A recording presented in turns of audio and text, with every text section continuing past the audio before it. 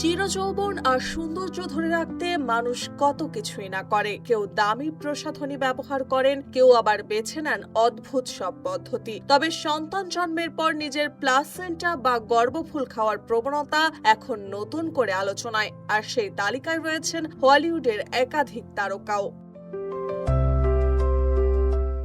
বিশেষজ্ঞরা বলছেন, প্লাসেন্টা খাওয়ার উপকারিতা নিয়ে নানা দাবি থাকলেও এর পক্ষে এখনো শক্ত বৈজ্ঞানিক প্রমাণ পাওয়া যায়নি। কেউ এটি ক্যাপসুল বানিয়ে খান, কেউ স্মুদির সঙ্গে মিশিয়ে গ্রহণ করেন। তবে চিকিৎসকদের মতে সঠিক প্রক্রিয়াজাত না হলে এতে স্বাস্থ্য ঝুঁকিও থাকতে পারে।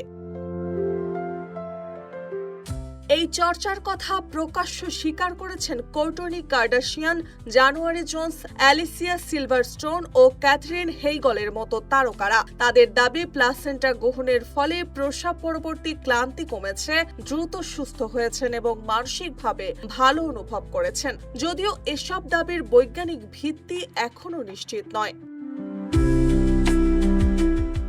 অন্যদিকে অভিনেতা ম্যাথিউ ম্যাকনাঘি ও তার স্ত্রী ক্যামিলা আলভেস ভিন্ন পথ বেছে নেন। তারা প্লাসেন্টা না খেয়ে সেটি বাড়ির আঙিনায় লাগানো একটি আম গাছের সার হিসেবে ব্যবহার করেন। চিকিৎসা বিজ্ঞান এখনো এ বিষয়ে চূড়ান্ত মত দেননি, তাই বিশেষজ্ঞরা বলছেন চিকিৎসকের পরামর্শ ছাড়া এমন কোনো পদ্ধতি অনুসরণ না করাই নিরাপদ।